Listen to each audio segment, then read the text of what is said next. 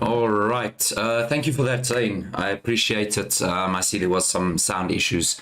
I have just fixed those up, and we should be on now. So, yeah, as I was saying, welcome back to another watch along for this weekend's banger of a game. It is Chelsea up against Tottenham, and the game is kicking off in just under 10 minutes' time. We've had some crazy results already this week, and obviously the Brentford United game springs to mind, 4-0, as well as Forest and West Ham just ended now with Forest winning 1-0 and Declan Rice giving away a penalty over there. So I'm expecting a fantastic game coming right up.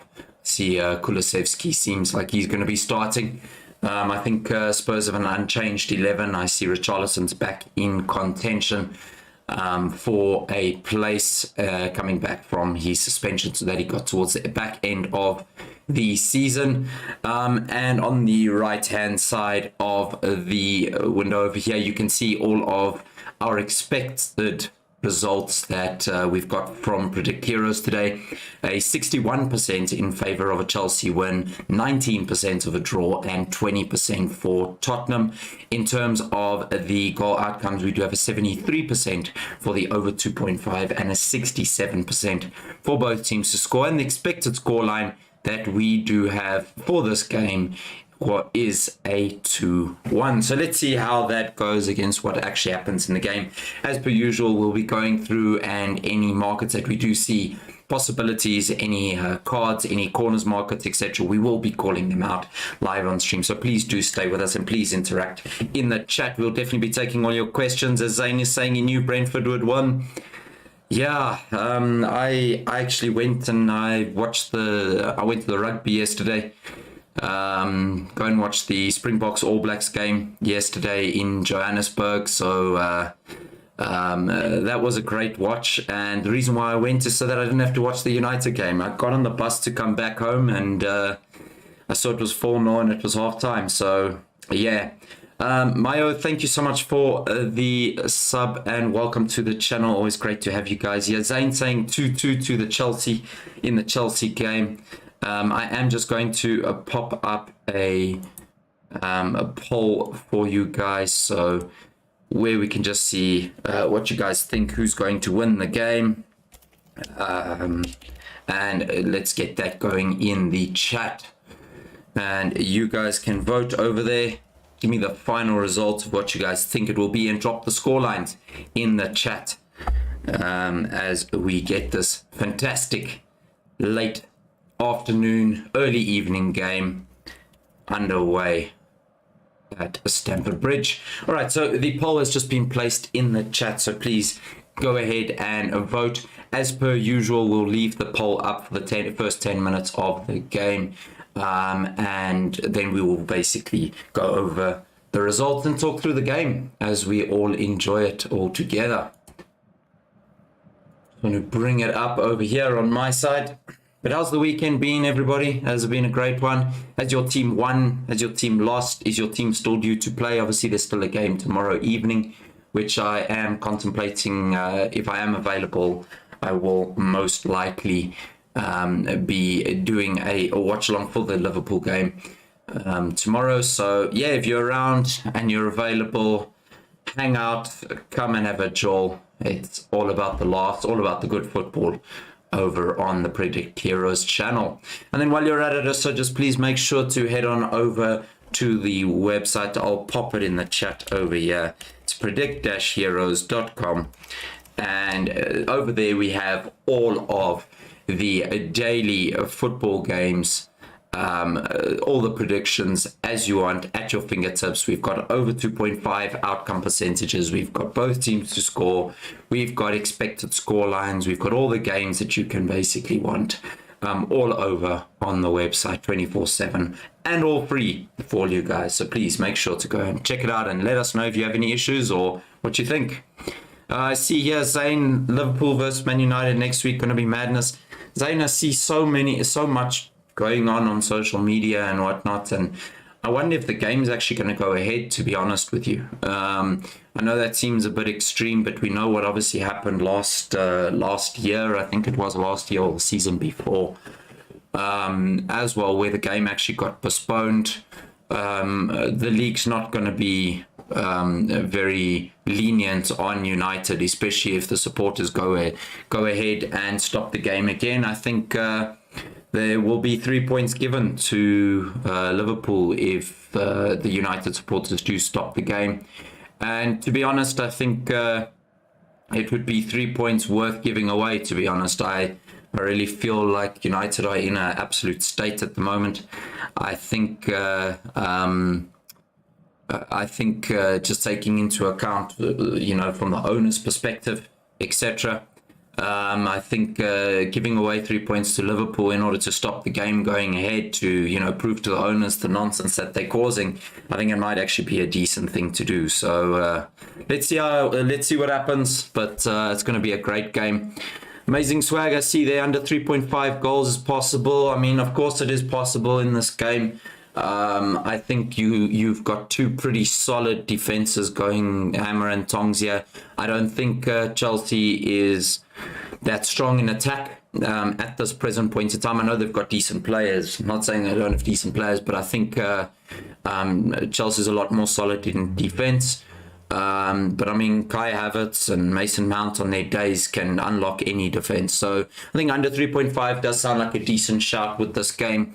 Obviously, the longer it goes on, the odds will drop. But if you want to really go for a safe option, just hold on for the first 10. Make sure, no early goals go in, because that will just open up the game. But yeah, I think under 3.5 is a decent shot. How's it, Broke Baker? Ramon, what's going on, dude? How's it going? And then Kisa, Chelsea. Got a Chelsea fan. Chelsea win. So I see on the poll we currently have a Chelsea narrowly winning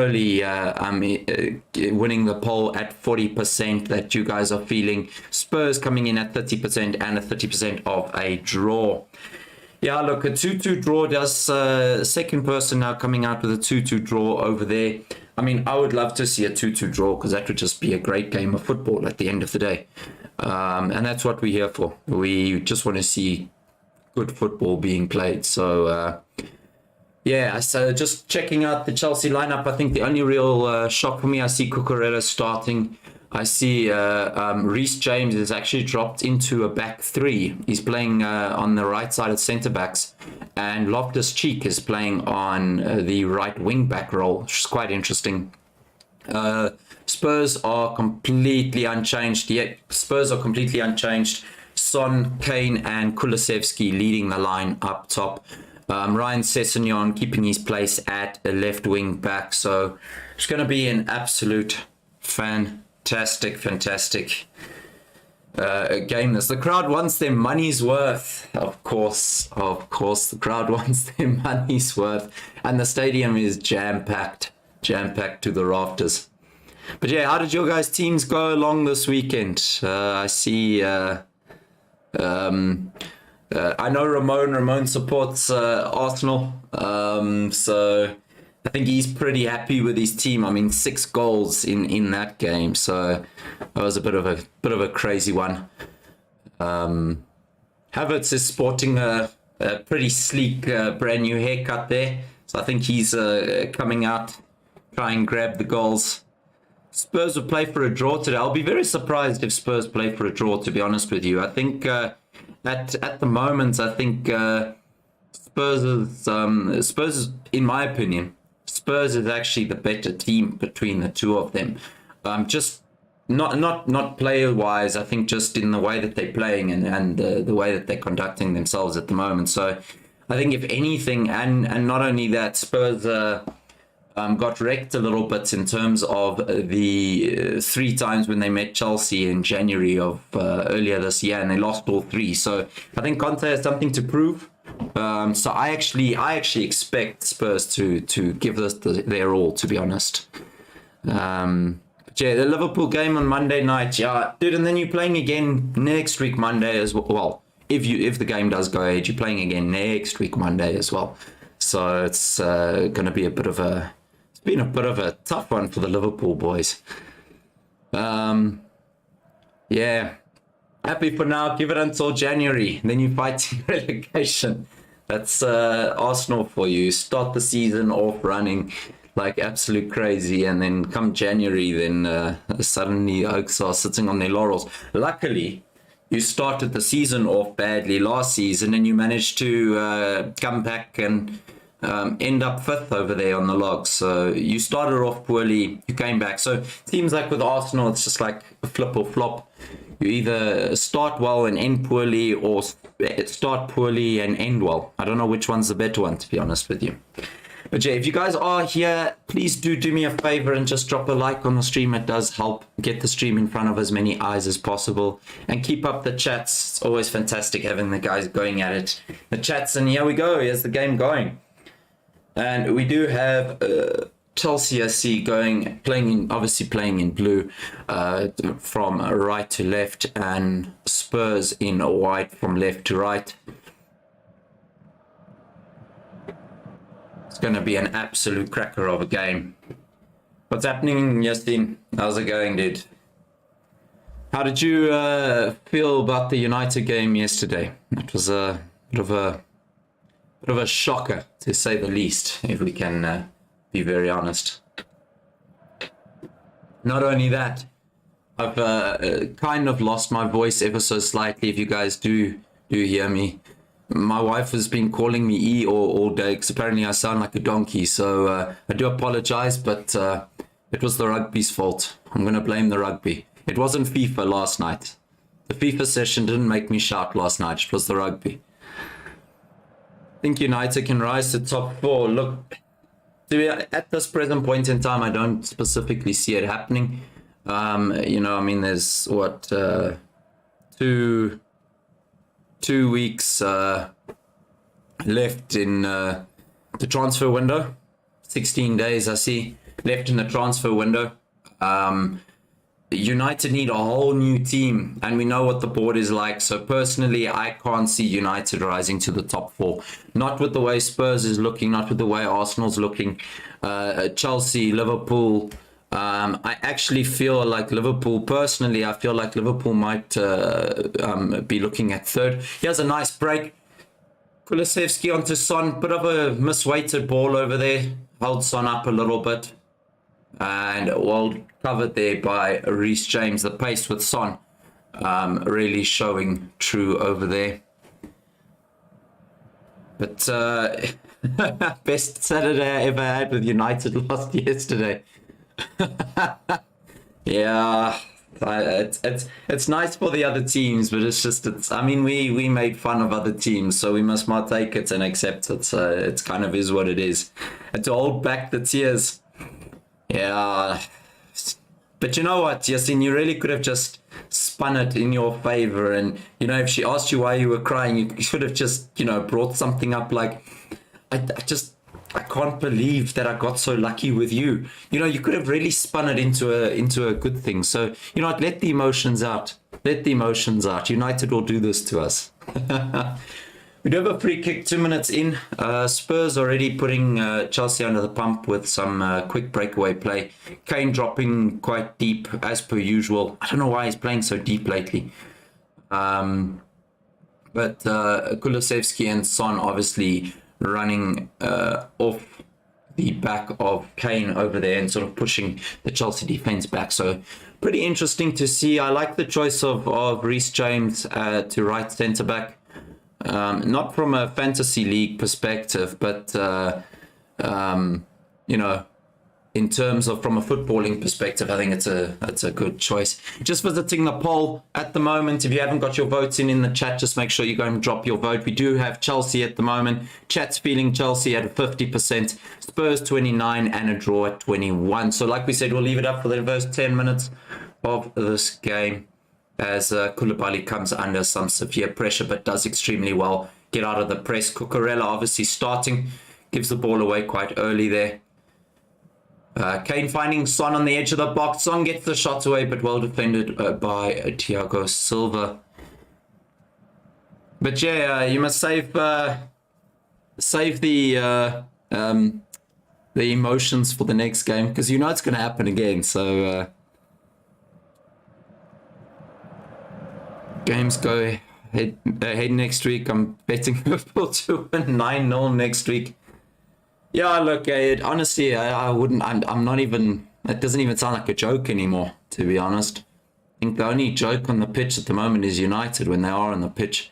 I see Sterling's playing quite centrally. Dyer doing extremely well just to marshal him off the ball.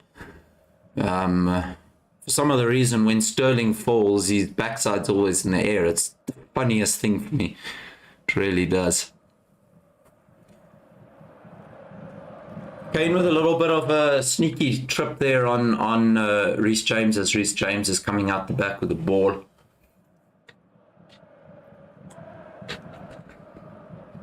I think the term is United's not falling apart. I think United has fallen apart. You know, somebody actually said earlier that United are making the saying of it can only get better from here. It still feels like we haven't hit the lowest point of where they're at. It really doesn't. It still feels like they can go lower. And I think 9-0 against Liverpool next week seems like something that will take it lower. But yeah, I mean, just having a look now, if we watch the first weekend, Man City absolutely just outplayed West Ham. And West Ham come in week 2 and end up losing to Nottingham Forest. Dean Henderson with a penalty save, but to be honest, it was a terrible penalty by Declan Rice. So, you know, there's just other teams that are in a bit of trouble, but obviously not some that have so well spoken of United. Koulibaly attempting a ball over the top, but Havertz unfortunately just cannot keep it in. But yeah, I think you're right. I think I really like Ten Hag as a coach and a manager, and I will back him and give him all the time that he needs, because I know the trash that he actually inherited. But I've got a problem with the fact that he's kept Maguire as captain.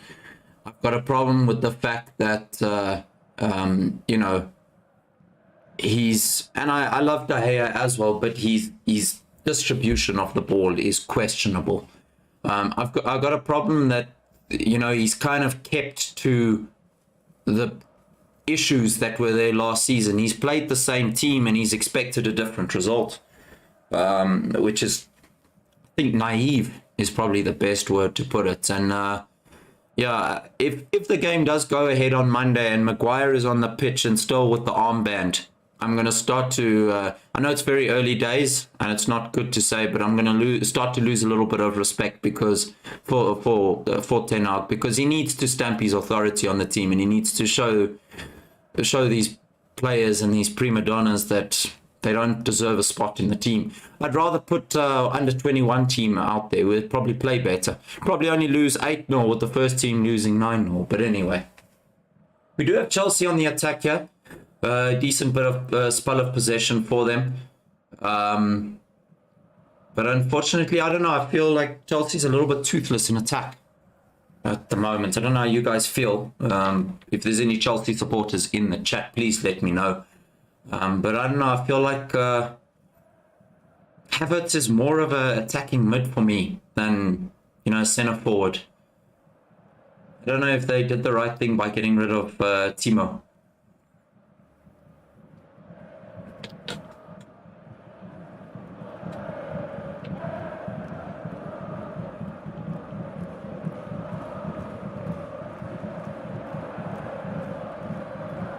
We can see already what the game plan is. Reece James has been pushed to the sort of right centre-back role to sit on Son.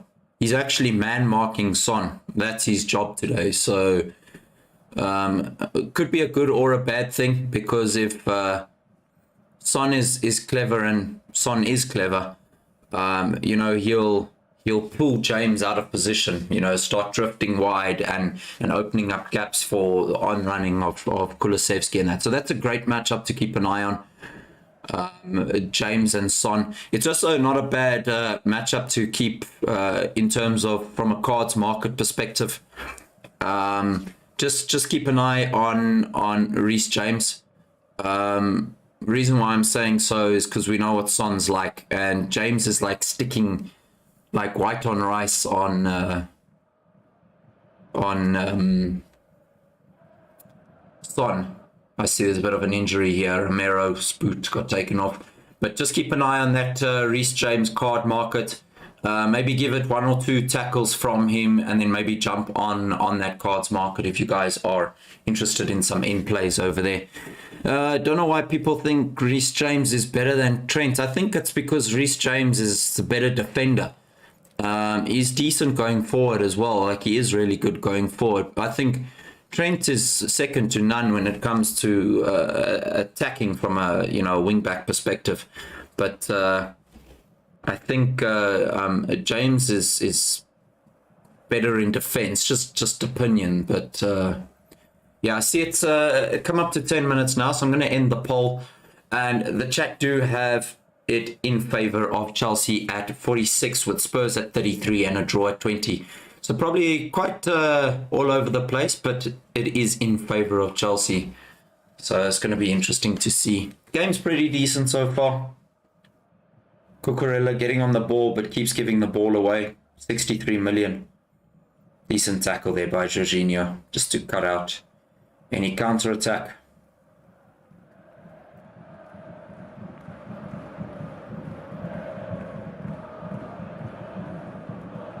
Tuchel's already lost his hat.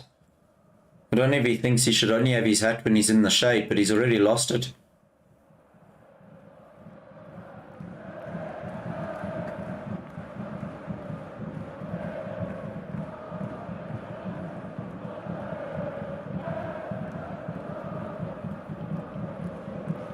There's a lot of tackles flying in. It's going to be interesting to keep an eye on how early ref starts bringing out cards, because if he starts bringing out cards early, there's going to be a lot of cards in this game because the tackles are flying. Yeah, Kane is playing, even though it doesn't really feel like he's on the pitch. He's playing quite deep, and Kulusevski is actually seemingly drifting quite central as well when on attack and drifting off the back of Kane. But at this present point in time, the first 3-4 minutes, Spurs were pressing, but Chelsea have sort of taken the game by the scruff of the neck and are doing pretty well to keep the ball from quite an aggressive press by Spurs over here. Cucurella on the ball here with Akers. He swings across him. Bit of a shocker. He's given the ball away, I think, like 4 or 5 times, and he's only had 4 or 5 attempts at passes so far, so not so good.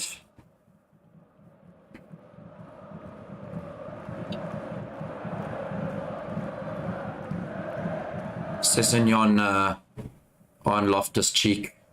A bit of a silly challenge, to be honest with you.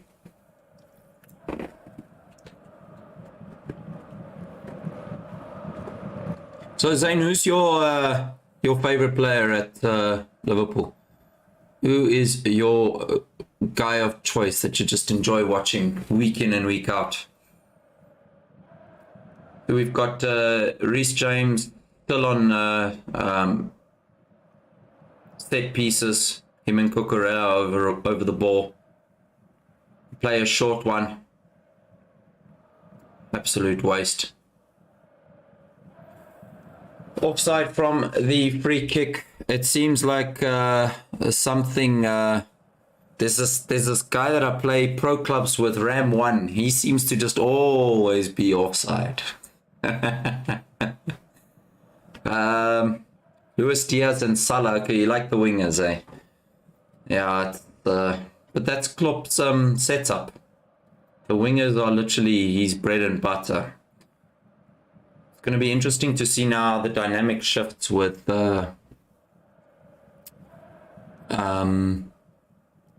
with Nunes up top, because now suddenly they're not playing with that false 9 set up with the wingers overlapping. You're going to have the wingers busy setting up, so it's going to be interesting to see. Bentancur just did extremely well there, but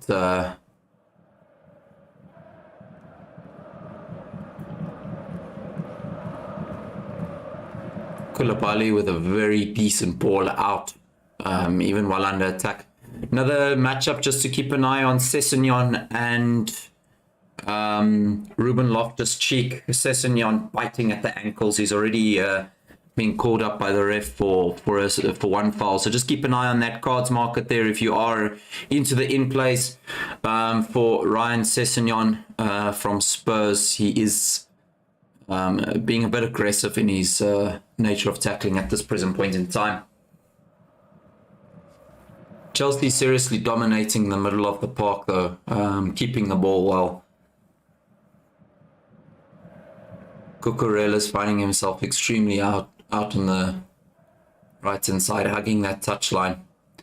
Kante gets a little Kante with the attempt, and it does get blocked on its way through. Jorginho tries to keep it alive. Cucurella up against Emerson Royale here.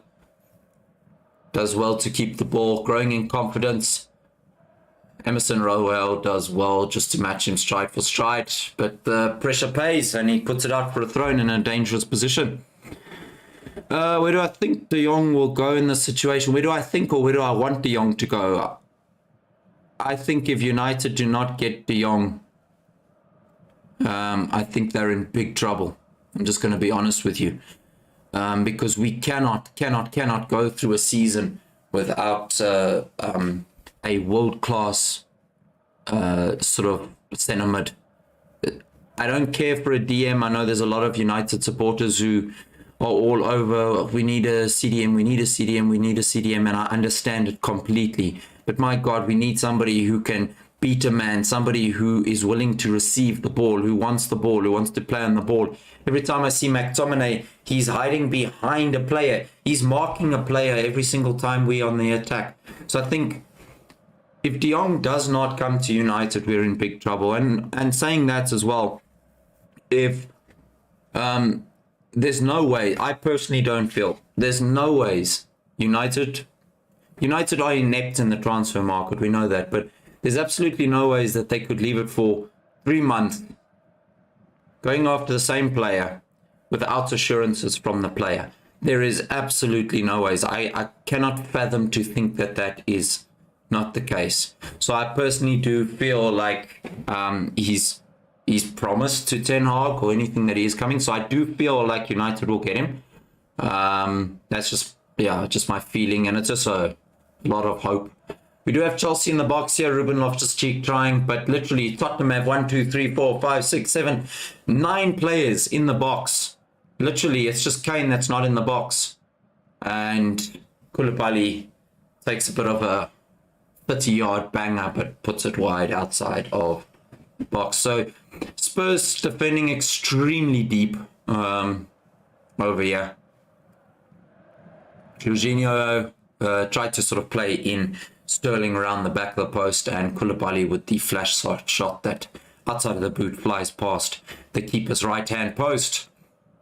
And Tuchel has found his hat again, guys. He has found his hat. Yeah, hoping not for a 0-0 draw. It is 17 minutes in, 0-0, but it's been a decent game so far. The teams are matching themselves up very well. They're playing the same formation, which always causes a bit of dead spots in the game. Kante is playing extremely well, I must say. Sterling with the pullback, and Havertz just puts it past the right-hand side of the post. But fantastic link up between Kante, Sterling, and Havertz over there. Extremely great link up play. And Havertz, I think actually Lloris did Lloris get a save? Lloris actually got a save on it with his boot. That was actually a shot on target there. So first shot on target of the game. Havertz for Chelsea. Fantastic link up between Kante. Kante's looked brilliant.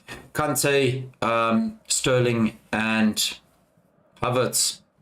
And it is 1-0, guys. It is 1-0, an absolute banger. banger of a shot by Koulibaly from the corner. Cucurella with the cross. Nobody picking up. Big man Koulibaly in the box, and he drills it home with a fantastic volley with his right boot, and Lloris is absolutely beaten. There's nothing he can do. What a freaking goal. Absolutely brilliant. Brilliant goal. And those are two new boys combining. Cucurella with, I cannot believe no one picked up. No one's picking up Koulibaly. That is terrible. Emerson Royale is standing there like lost. He's honestly like a lost puppy. What a strike. He almost took off Sterling's head as the ball flew in. What an absolute, that was beautiful. Beautiful goal. Absolutely. But Emerson Royale just, I don't know. That is horrific. You cannot stand there and not have that. That's a banger. What a goal. Brilliant. So we have 1-0. Chelsea up 1-0 after 20 minutes. They have been the better side. Spurs have been defending deep. But there goes the clean sheet for Spurs. Sterling running at the Spurs defense, who do well.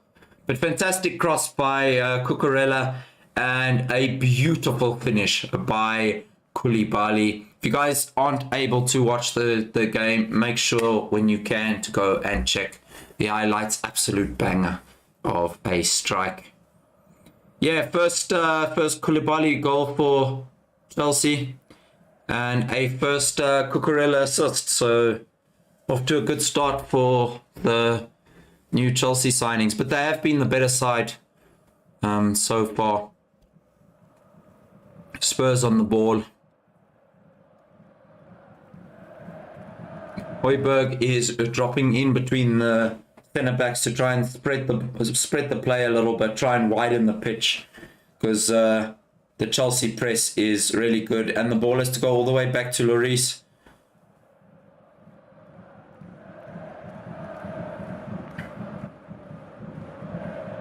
At this present point in time, Jorginho and Kante are dominating this game over the likes of Højbjerg and Bentancur.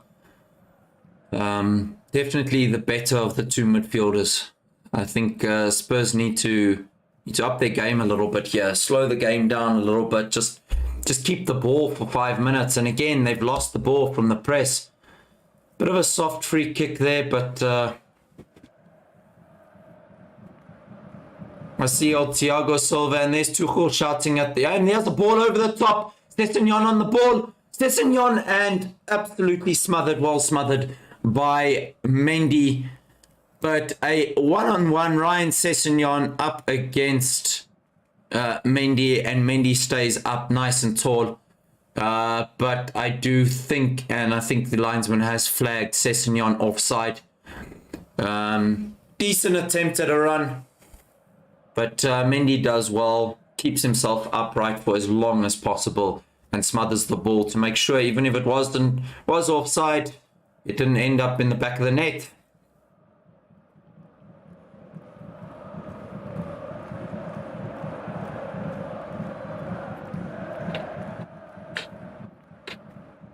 And I think that's one place that Spurs might have a little bit of luck. Like I mentioned earlier, I see Reece James is sitting on Son, like literally man-marking Son.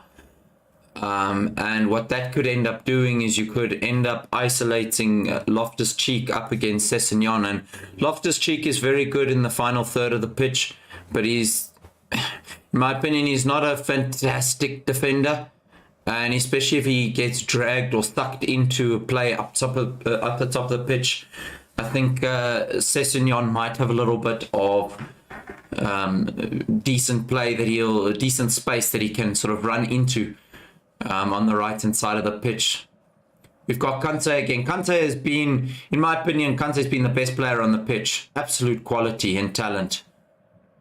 We do have a breakaway. Son cannot find Kulusevski. Well mapped up by Koulibaly there. We got Koulibaly scoring on one side of the pitch and defending on the other. It's absolutely brilliant to see. Cucurella is pushing Emerson Royale so far back. He's not even letting him come out and play. And I see when they're going forward, Loftus-Cheek is pushing up the field to press back the Sessegnon, the wing back for Spurs, and Reece James is actually stepping into a sort of right back position, not really the right wing back that we used to, and he's not sort of playing a right centre back. He is giving Thiago Silva and Koulibaly a little bit of a outlet, and Cucurella playing quite high up the pitch to force Emerson Royale back. But so far, Chelsea dominating this game. Who do I think will get the golden boot this season? I think it would be criminal to not throw Haaland's name in there, honestly. I think, I think Haaland will get it, to be honest. I know yesterday they scored 4 past Bournemouth, and he didn't score 1, but I still feel like Haaland will most likely... I mean, you can never write Salah off. Never. I mean, I think his name will be up there. Son as well, another one. The only thing with Son is never on penalties, which means Tottenham really have to create and really have to play and score a lot of goals for Son to really have it. I think Haaland could be on pens, especially if Mahrez isn't on the pitch. So I think Haaland on pens, and with Salah on pens, I think it will be vying between the two of them. Yeah. Who do you think is going to nail the golden boot this season?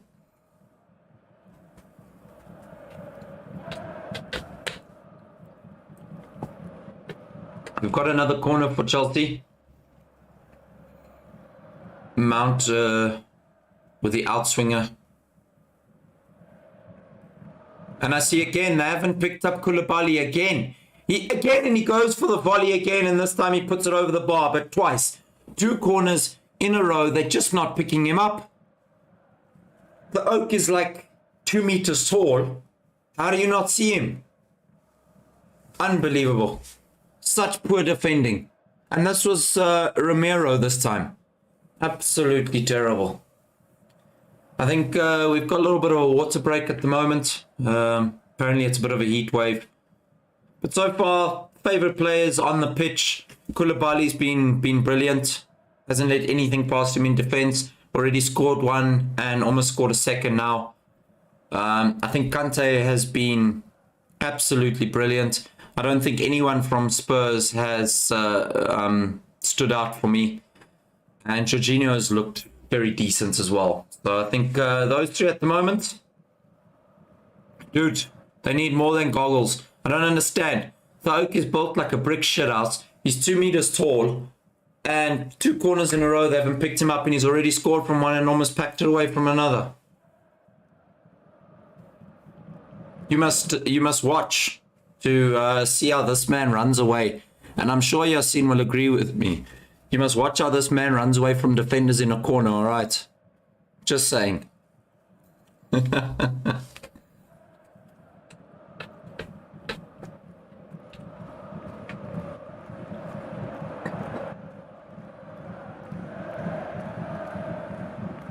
So we do have a bit of a water break here.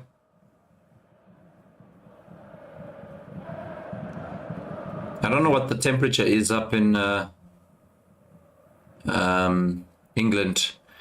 Dreets, unfortunately, I will literally lose this channel within 2 minutes if I share the screen. There's absolutely no ways I can with copyright laws, etc. So unfortunately, I cannot oblige to that.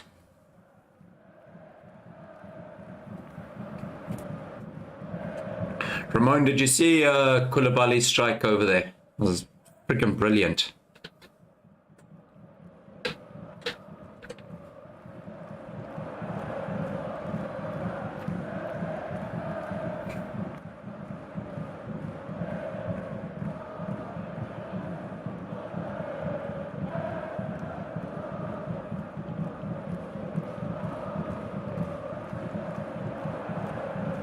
Right, so game's kicked off again.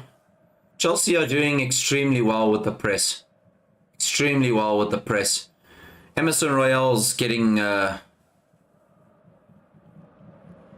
Yeah, send him a message and ask what the temperature is there. And at the same time, ask how the seagulls are doing. Every time he sends me a voice note, I just hear seagulls in the background. Apparently England is just full of seagulls, it seems, so...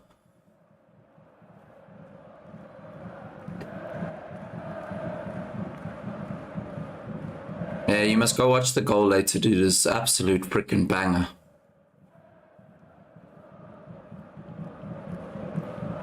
Let's see. Koulibaly is just a freaking wrecking ball. And a brilliant ball out to Sterling. Sterling's got the run at Dyer. Yeah, this is interesting. He's opening up the space and he takes the shot. And it seems like Højbjerg used his ass to protect the ball from hitting goal bound. Turned his back though, is always dangerous. He did alright.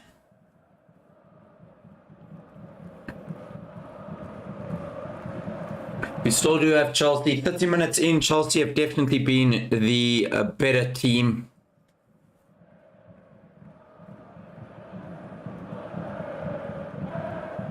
Bentancur with a little nibble on Jorginho, who's also been brilliant today.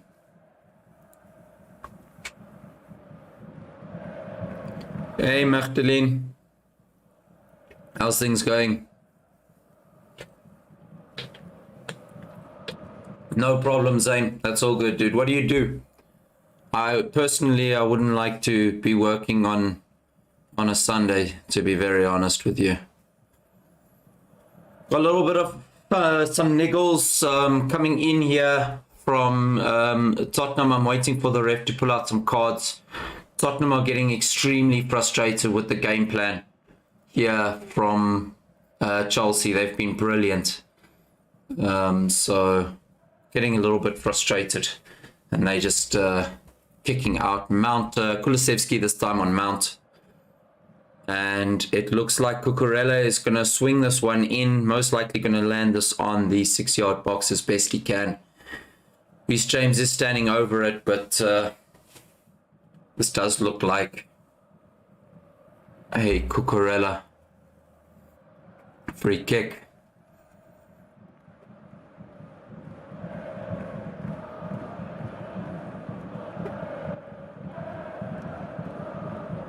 And that's a terrible, terrible free kick. Hits it straight into the first man. And Spurs managed to survive. After a throw-in, still in the final third. Business Centre, alright. Yeah, I know. I was actually just saying to you now, I'd hate to work on a Sunday, but I've got some stuff to do this evening as well. But I really do enjoy what I do, so... Yeah, sometimes it doesn't really feel like work. Only when I'm forced to sit in my chair between specific hours, then it feels like it's work.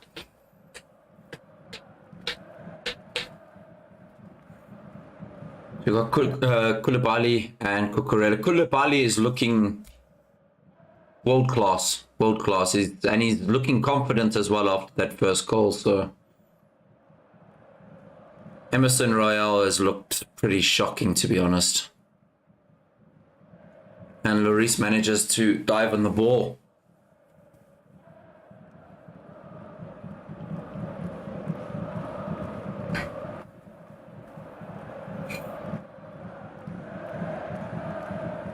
"28 degrees.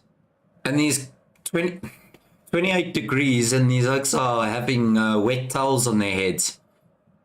So that's like a cool summer's day here by us, eh?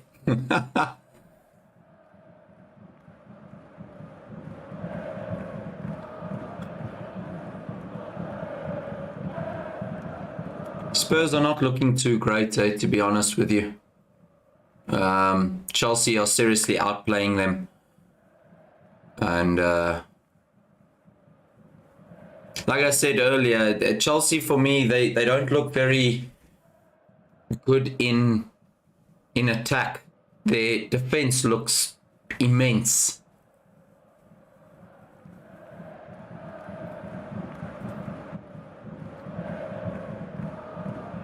And he has another little niggle by Benton Kerr on Mount. Another card to keep an eye on. So the cards at the moment that I would just keep an eye on: Sessegnon on Loftus-Cheek, Emerson Royale on Cucurella, and the other one, Benton Kerr on Mount. I think if Benton Kerr clips Mount one more time, it's definitely a card. Yeah, soft. Yeah, I can't. My parents were born in Wales, so I can't say that they're the same. I think the Welsh are a little bit more hard. I'm just gonna try and claim it.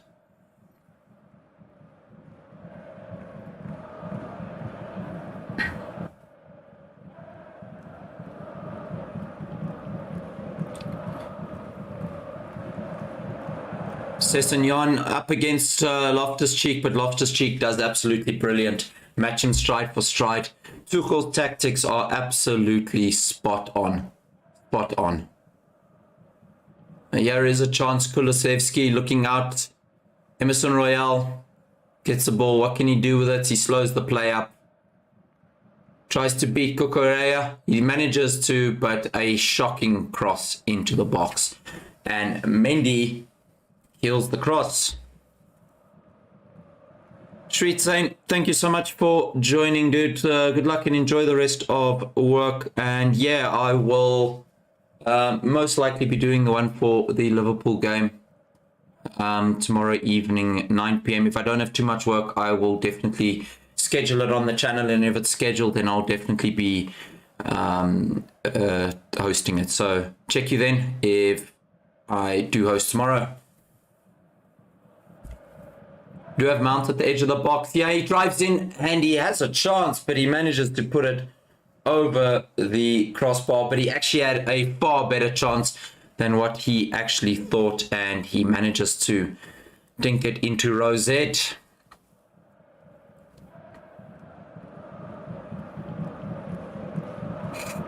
Spurs' problem at the moment is that their backline is sitting so deep. They shouldn't be sitting this deep. They need to step up. They need to force Chelsea out. They need to squeeze them.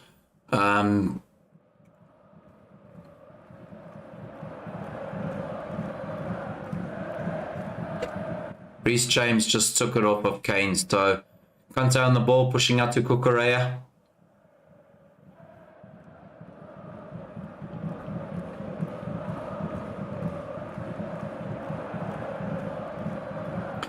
Benton Kerr is definitely the one to keep an eye on for a card. He's just rushing into tackles left, right, and center. I would definitely take a punt on a Benton Kerr yellow card.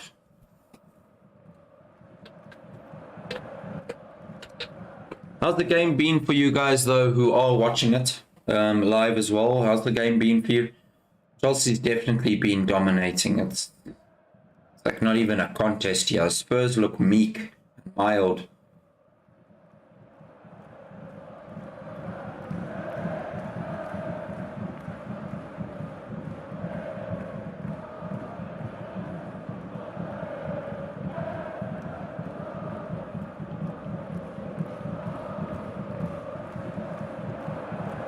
And funny enough, I just actually realized, and this was completely by coincidence, I'm wearing my Napoli shirt at the same time that Koulibaly goes and scores and is putting on a masterclass. So I'm going to take the credit, if you guys don't mind. Yeah, he's a beast. This is a great signing by Chelsea.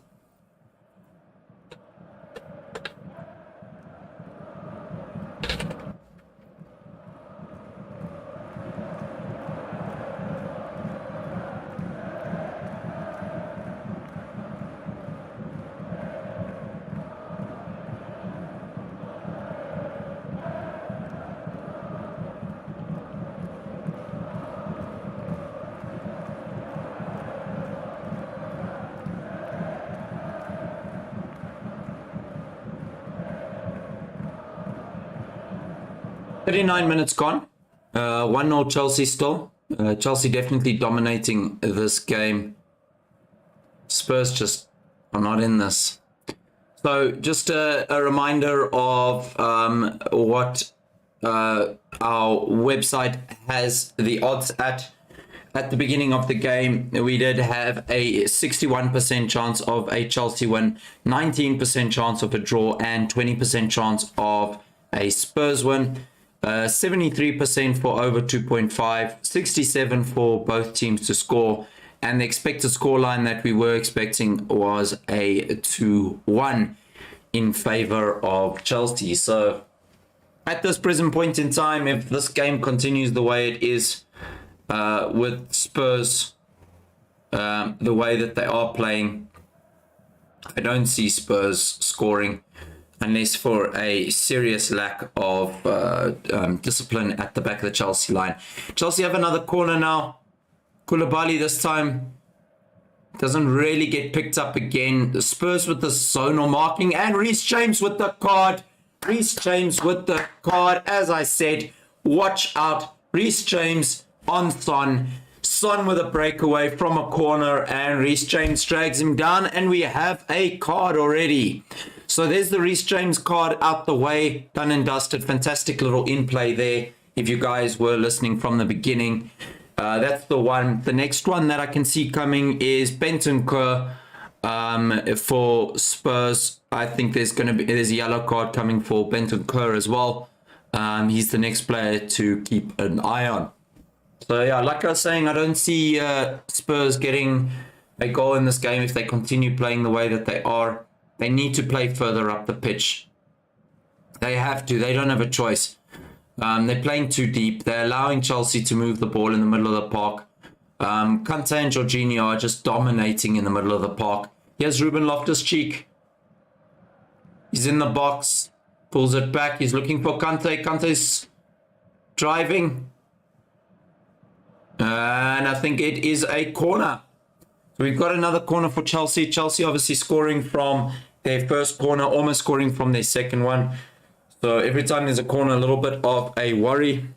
But also it's a chance for a breakaway for Spurs. So we've already got the Reece James card in play.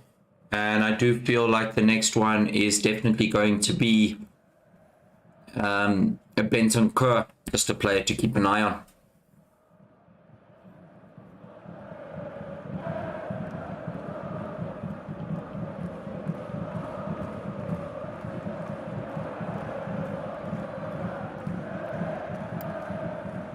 Chelsea really fighting for the ball every chance they get over here. It's brilliant to watch. It really is brilliant to watch. Kante has just been mind-blowingly good. He's definitely been, him and Koulibaly is definitely my men of the match so far. I don't really know.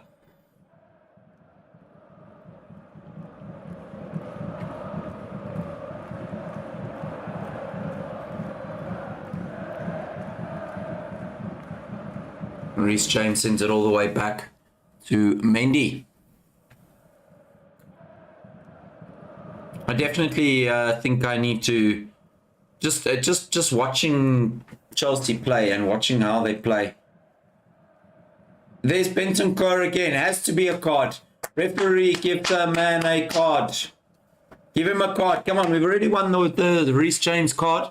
We now need the Bentancur card. He just kicked Jorginho now unnecessarily. That's number 3. It has to be a card. There's no ways.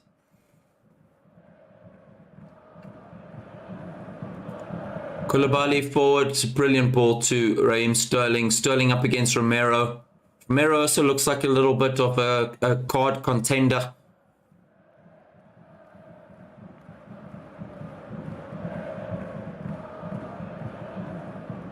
Yeah, I love watching Kante play. Such a brilliant player.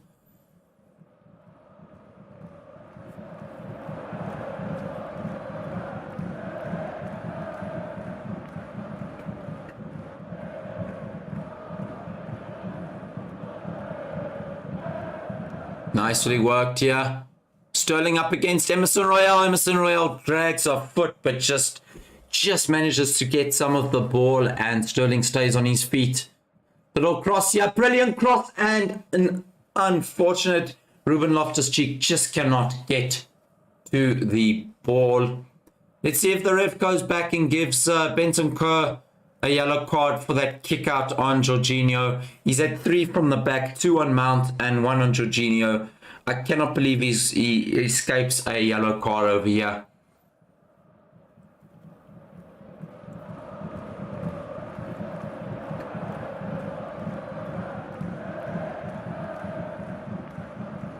I actually think Benton Kerr actually did escape a yellow card over there, which is crazy. He's been kicking the Oaks all afternoon, so referee being a little bit lenient there, I think, bit more than a little bit.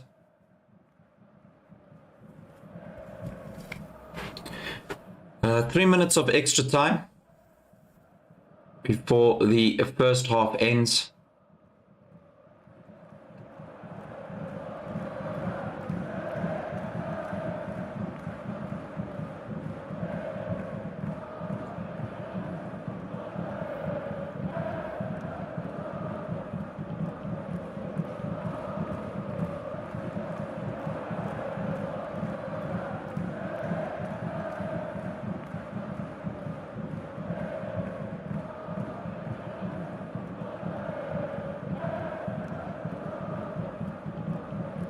Sessegnon, another one. Keep that eye on. He's just kicked out at Loftus-Cheek. Bit of a delayed tackle. No malicious intent, but keep an eye on these cards, guys. There's some really good shouts here. Benton Kerr, Sessegnon, Emerson Royale. It's definitely some players to keep an eye on card-wise. I think there's definitely some decent shots there.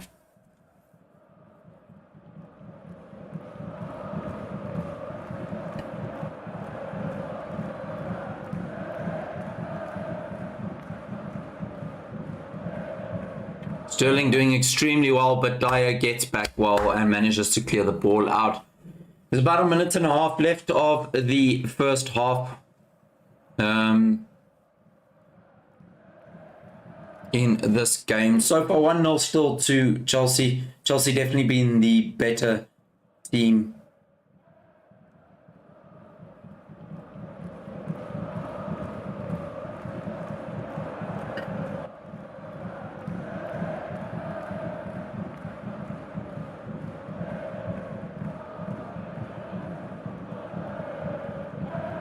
I really want Spurs to grab a goal so that this game can open up a little bit and really get a bit exciting. It's too easy for Chelsea at the moment.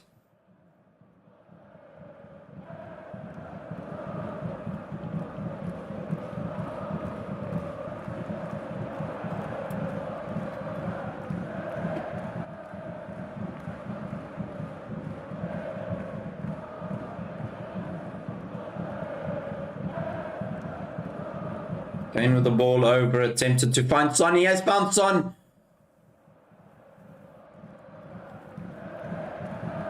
And Mendy gathers, and that should be half time. That is indeed half time. Bit of a funny half so far.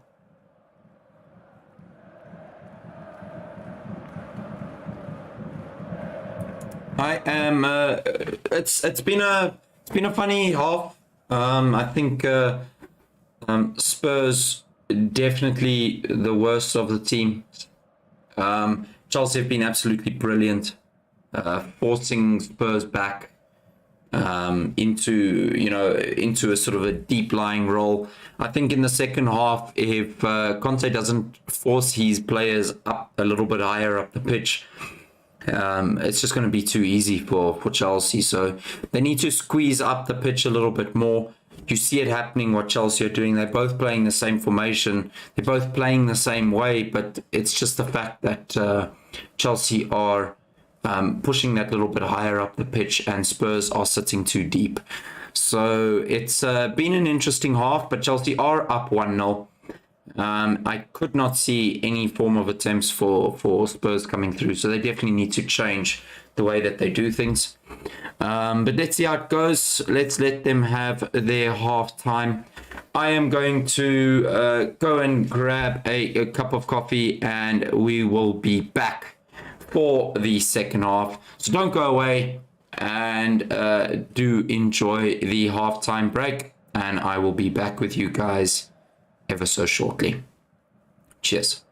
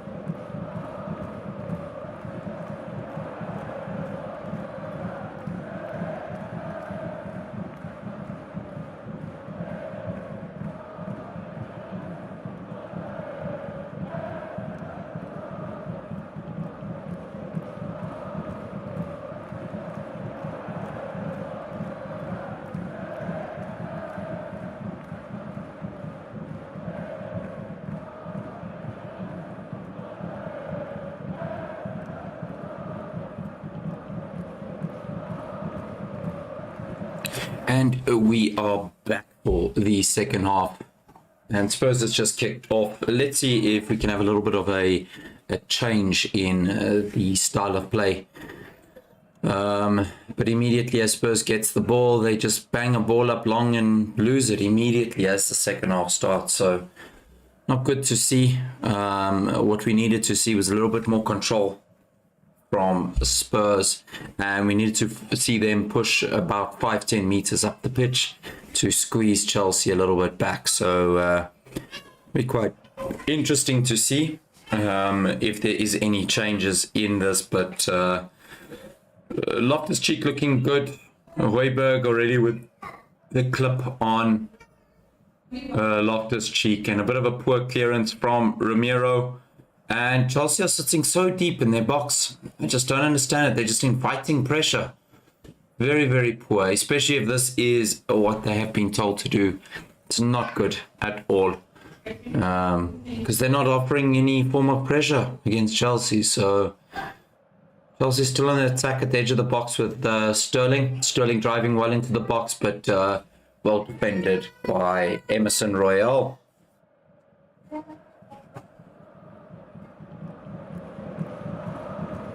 See Richarlison warming up on the side of the park.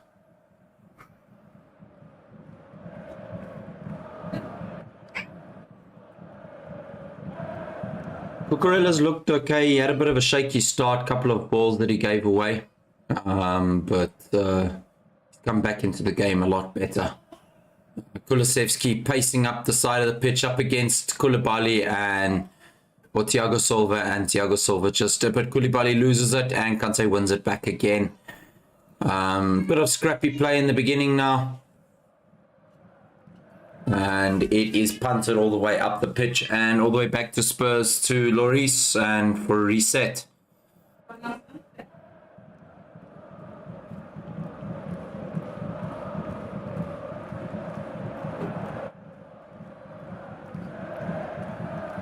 Nice ball there into Son. Can Son get past Mendy? And Mendy manages to make the save, and Son just cannot get enough of a purchase on the shot. But great little ball there by Kane. Beautiful little ball, because it drew Mendy out and made it very dangerous for him to actually step out and come and grab the ball. So but a decent save for Mendy as well. Kante continuing the second half where he left off on the first. Unfortunately, just cannot squeeze the ball past Dyer this time. Tackle from the back goes unshrugged off, shall we say, by the ref, even though the tackle was from behind on Kane.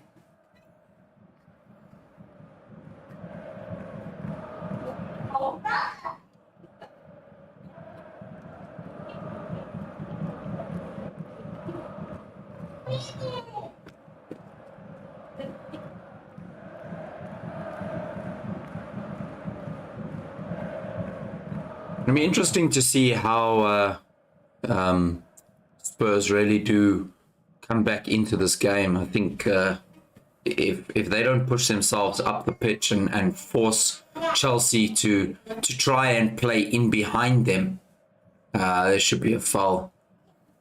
Ref let that go on, and Reece James with the strike and well blocked out by Højbjerg. There was a little bit of a high boot from Havertz in the box earlier, but ref waved it along.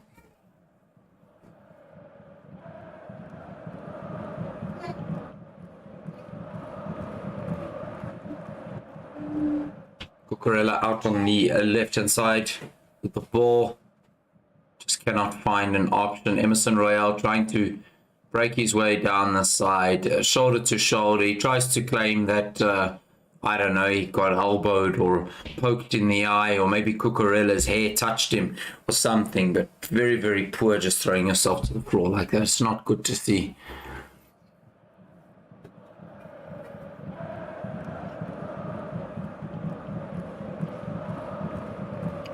So just to mention again, the card markets that we have mentioned in this game that we're keeping an eye on.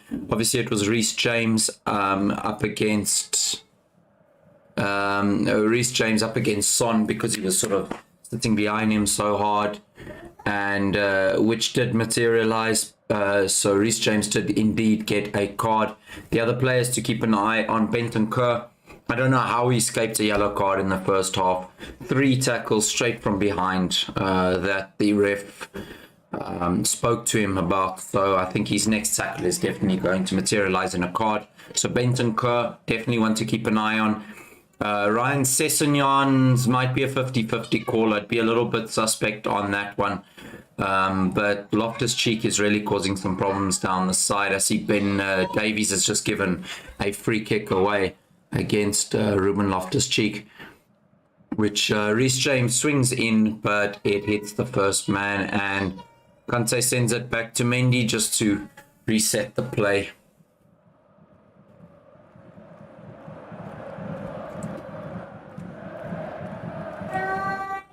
And Havertz just goes diving straight into the back of Sessegnon and gives a stupid foul away.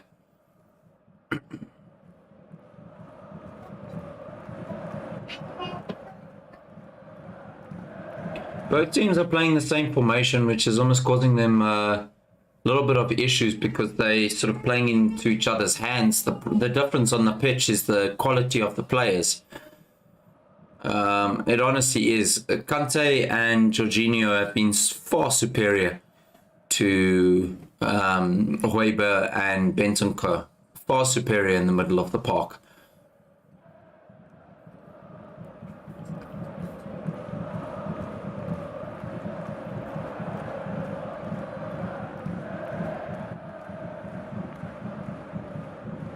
And Spurs once again get the ball, a little bit of pressure from Chelsea, and they just kick the ball away.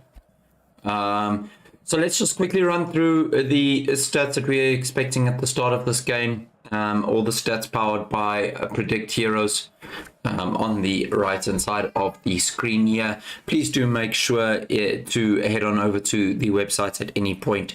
Predict-heroes.com. You will see it down the bottom over here in the scroll bar.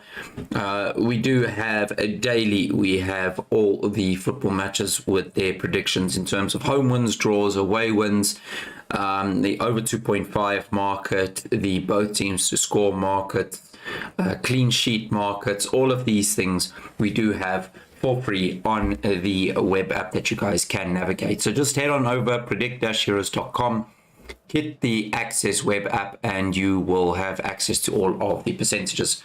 So for this game, we did start out with a 61% chance of a Chelsea win, 19% chance of a draw, and a 20% chance of a Spurs win. In terms of the outcomes, over 2.5 was at 73%, both teams to score at 67%, and the expected scoreline at the end of the game, we are expecting a 2-1 in favor of Chelsea. Son losing the ball quite cheaply in the box, and Mount almost across that, almost actually ended up nestling in the back of the net, and I think Lloris had to push it over for a corner, but Mount tried to cross the ball in, actually got his cross wrong and almost caught the keeper out on the line. If that had nestled in the back of the net, I'm pretty sure he would have claimed that as he meant it, but I think we all know what the situation is. Yeah, goal from the first half. Koulibaly, Cucurella with the assist. Koulibaly literally completely unmarked at the back post. A corner that followed that one, the same thing happened. Koulibaly almost got a second because he was unmarked again. It's done by Ramiro. Spurs using zonal marking in the corners. But the problem is they're not covering all the zones, so it's pointless. It's scary that some pro footballers still cannot think about what's happening on the pitch around them while they're playing. So another corner coming in here.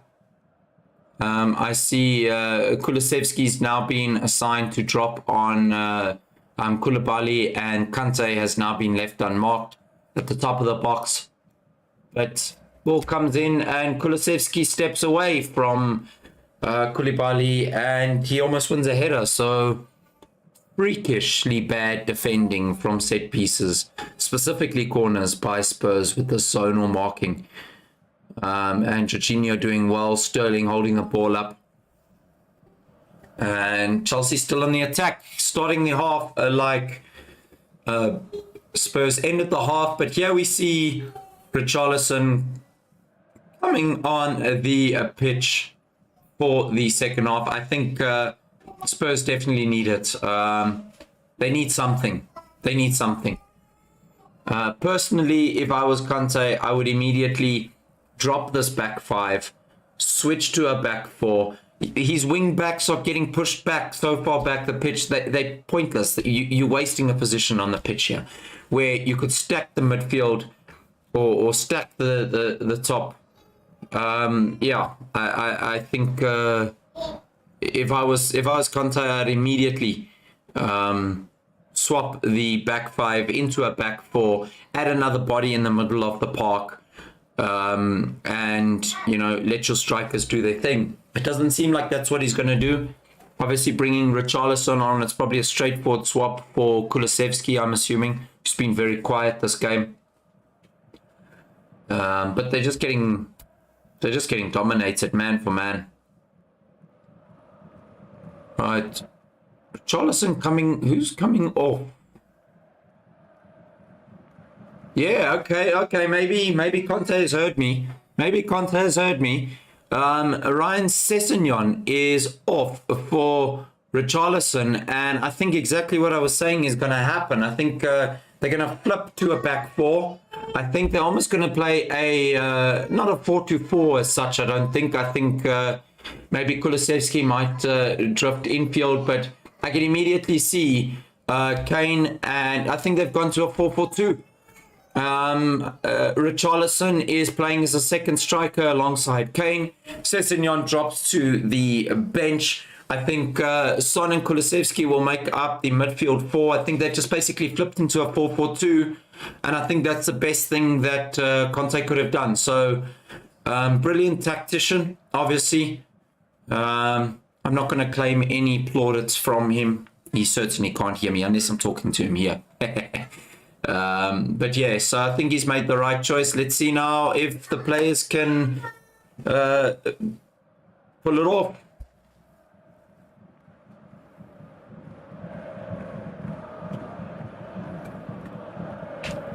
Already a bit of oomph in their step, playing higher up the pitch already. You can see the tactical switch. Little crossfield ball.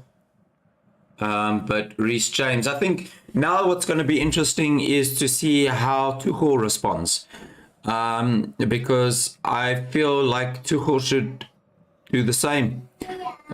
He should match them stride for stride, and the reason why I'm saying that is because man for man, Chelsea have been killing Spurs all game, and they were playing the same formation. So my opinion is that now that Spurs have flipped to a 4-4-2, Chelsea should do the same, actually. I think push James onto the right, move Loftus-Cheek further up the field. He doesn't need to change players or anything. He can keep the players that he's currently got, just change the positioning of the players. I think it would be a clever thing for him to do. Just match them stride for stride, because they're killing them one-on-one. Kulusevski getting irritated with the referee. Shouting the odds every now and then. Conte and Son having some chats on the side of the pitch as well.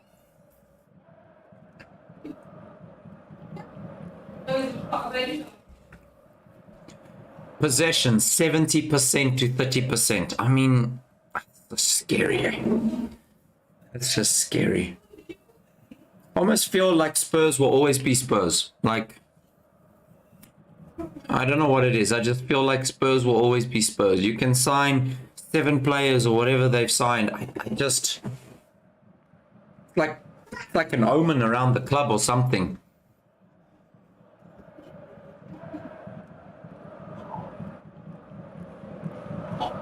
Havertz doing well to hold it up. Jorginho doing brilliantly. Just keep the play. Here's Loftus-Cheek driving at Ben Davies. What can he do? He cuts back inside. He's still got the ball.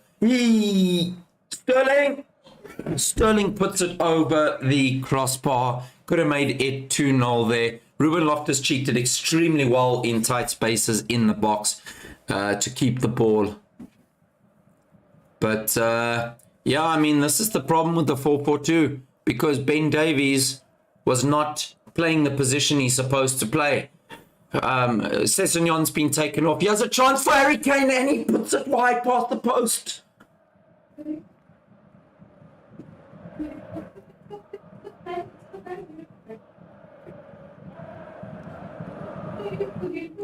Harry Kane, just unbelievable. He had a one-on-one with the goalkeeper. He was onside. He just duffs the ball into the ground and pushes it past the post. It's unbelievable. That's crazy. That was the chance. That was the chance for Spurs.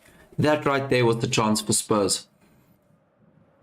But this is what happens when you change formations and you freshen things up.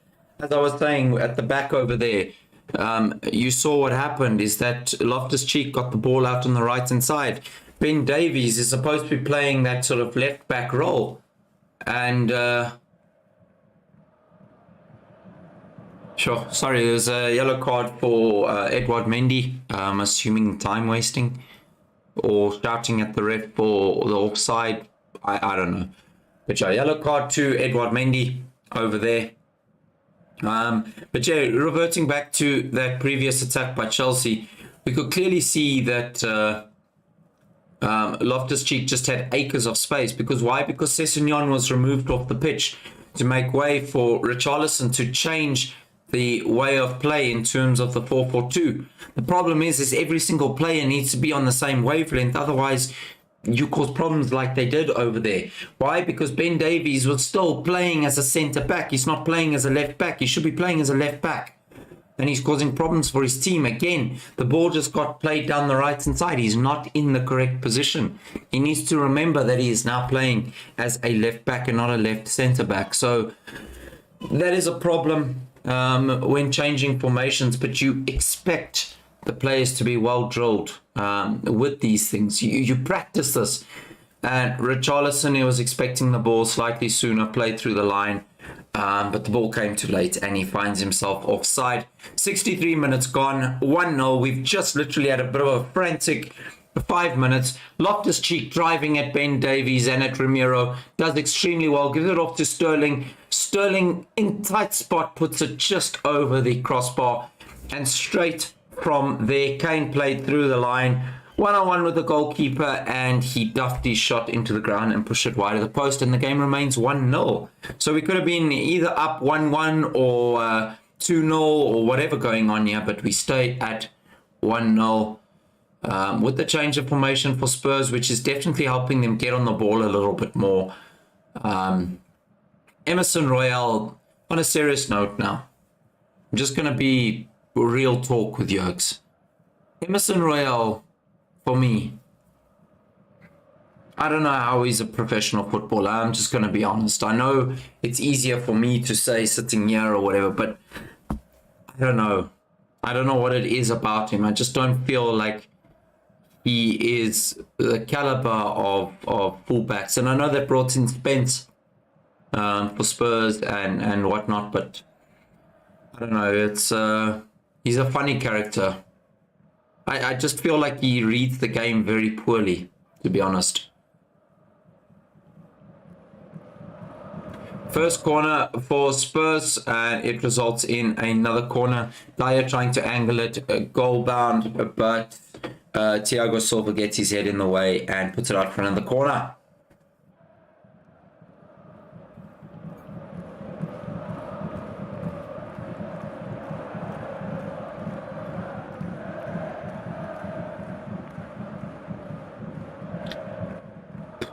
Ball just went past everybody into no man's land.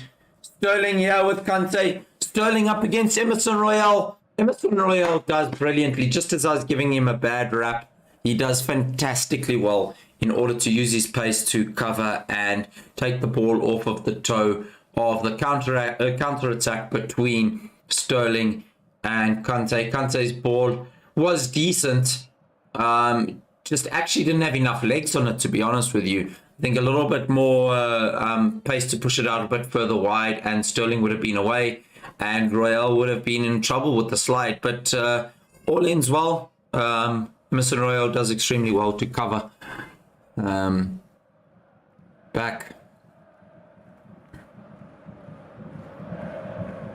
Spurs are coming back into this game a little bit, ever so slightly.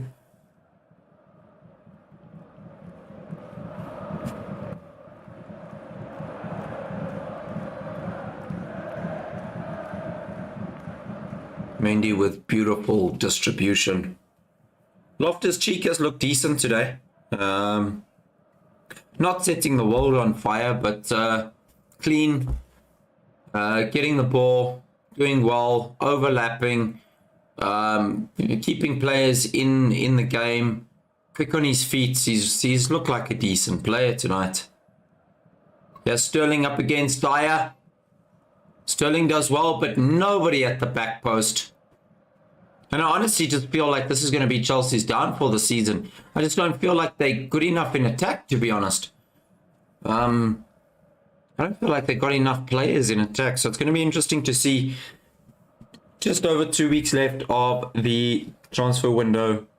They've got some time, but it's going to be interesting to see what they do within that time.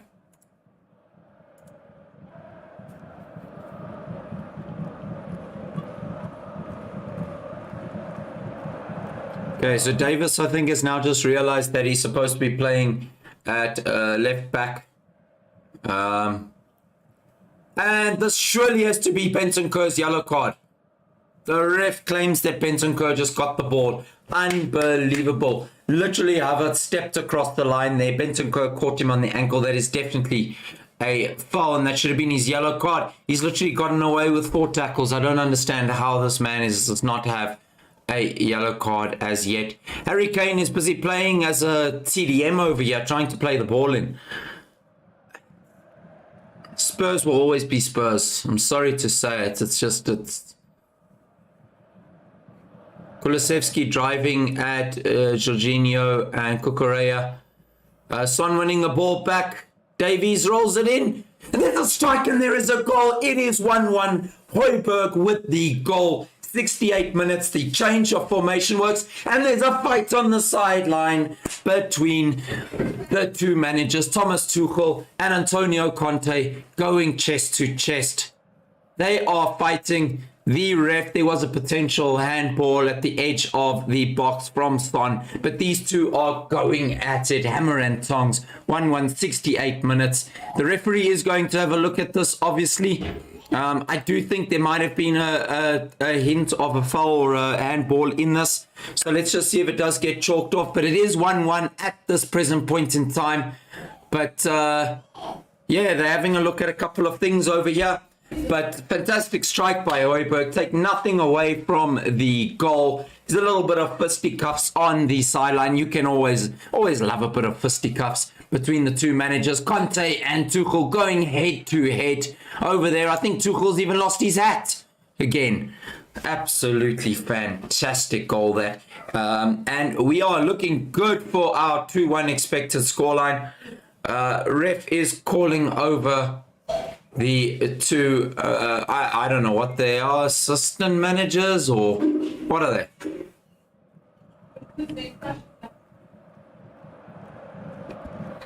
Let's just see what exactly is going on here. Ref has his cards out for everybody. Big fights going on the side of the pitch. Players are trying to get the water break in at the same time. Eric Dyer, Havertz, Richarlison.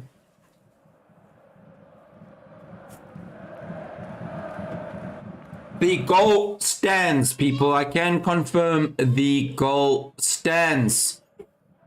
Huge fights going on the sideline. Assistant managers getting yellow carded. Conte and Tuchel going head to head. Conte gets yellow carded. Tuchel is going to get yellow carded. It's all going down here. It's like the Royal Rumble on the side of the football pitch. But definitely the change of formation has definitely helped Spurs. They're getting the ball more. They're sitting on the ball. And I think Tuchel was slow in reacting to the change in formation. And his side have felt the pressure of that. Højbjerg with a fantastic shot on the outside of the box. Brilliant strike there. There was a hint of offside from Richarlison as well. He does step to the side. I don't think, look, I think Mendy had enough distance between the strike and the goal in order to react. So I don't think there's anything in that really. Ball does go on the outside of Richarlison, but I don't think it actually hits off of Koulibaly's leg and lifts over Richarlison's heels. So Bentancur, the tackle, I must say, I take it back ever so slightly. Bentancur, the tackle from Bentancur earlier that I said how he's just gotten away with that. He actually did get a toe on the ball. And after Højbjerg scored, Havertz immediately in the referee's face and earned himself a yellow card from that. So it's all going down here in London. We do have 1-1 on the scoreline. 71 minutes played. Lots of fights. Everyone getting involved. Conte versus Tuchel. Tuchel almost losing his hat. It's all going down on the side of the pitch. Players getting yellow carded. Big fights between the assistant managers. Both assistant managers getting yellow carded. Both managers getting yellow carded. Havertz getting yellow carded. Tuchel losing his hat. It's all going down, people, on the side here. Players in the meantime having their water break. And it is 1-1 at 71 minutes. I think it's probably the first shot that Tottenham have had on target, to be honest with you. I may be wrong with that stat, but they've been terrible the whole game. Conte comes out, makes a switch to the 4-4-2, removing Sessegnon, bringing on Richarlison, getting more of the ball. Chance comes out the edge of the box and Højbjerg smacks it in, and we see a change here for Chelsea. Jorginho has gone off. I'll let you know now shortly who has come on. Azpilicueta has made his way onto the pitch, which is quite surprising to me. I'm assuming there were some other changes as well, because they're already playing with a 5-back, so I can't see how Azpilicueta is coming on for Jorginho. Ruben Loftus-Cheek is actually okay. So here's what's happened, guys. We have Azpilicueta moving into the right centre-back role, Reece James pushing out to the right wing-back role, and Ruben Loftus-Cheek pushing infield to sit in with Kante. So no change in formation from Tuchel.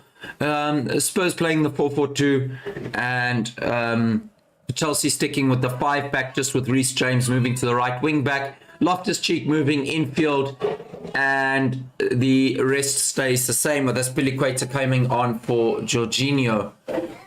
Fantastic game so far, guys, and it is 1-1, 73 minutes gone. Really, really decent game.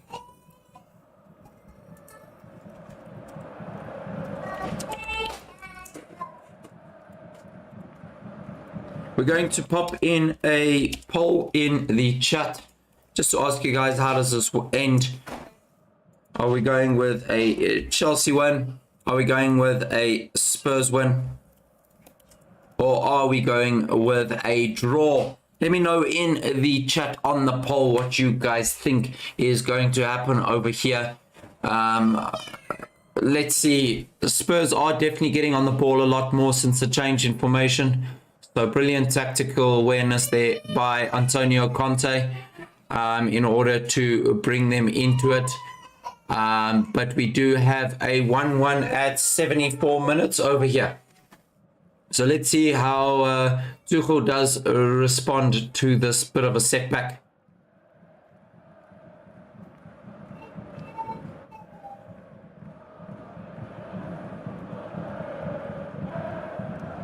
Reece James now pushing further up the pitch.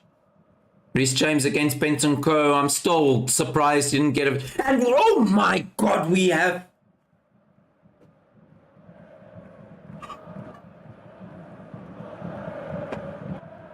I'm speechless. I'm speechless. Reece James has just produced an absolute beauty of a ball across the front of the 6-yard box. An absolute beauty of a ball. And Havertz has just missed. Havertz has actually just missed it. It's an absolute peach of a ball. He just got too much on it and he's just pushed it wide. That is unbelievable. That is unbelievable. This, like I keep mentioning, this is going to be Chelsea's downfall this season. They do not have enough in attack. Personally, I don't think so. They do not have enough in attack to mount a serious title challenge. They're not going to score enough goals. It just is what it is. They're a great team. They've got fantastic players, but they don't have a player on the pitch who's going to score you 20, 25 goals a season. They don't. They just don't have it. And unless they get that, they're going to be in serious trouble. I mean, they've let Lukaku go. They've let Timo Werner go. Werner misses a lot of goals and a lot of opportunities, and he finds himself offside a lot, but a lot of it is also to do with confidence. So fix the Oak's confidence. Help him out. Do what you can. But don't get rid of the players that are going to score you the goals, because they're going to seriously battle. I know Sterling is there and Sterling can score, but Sterling isn't a 25 goal a season player. He's not. Havertz is not a 25 goal season player. He's just not.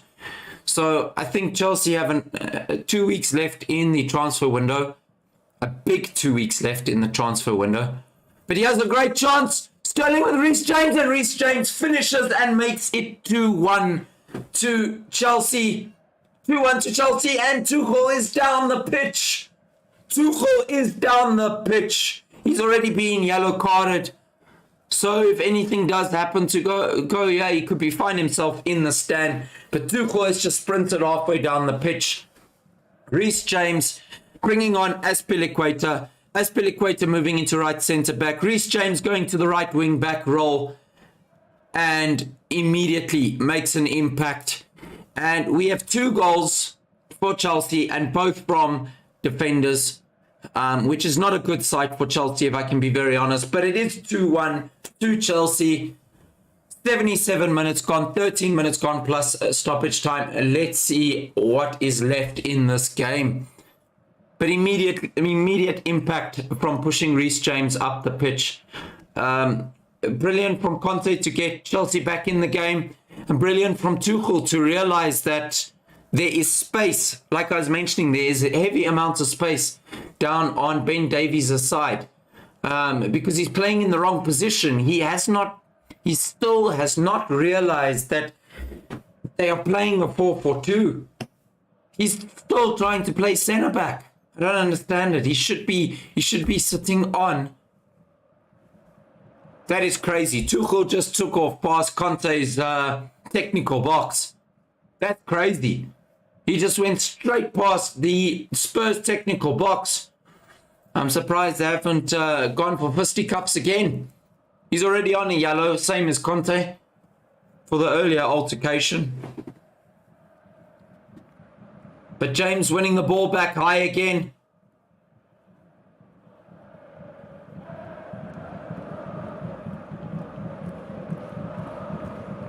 But I'm telling you now, the problem over here is a lack of intelligence on the pitch.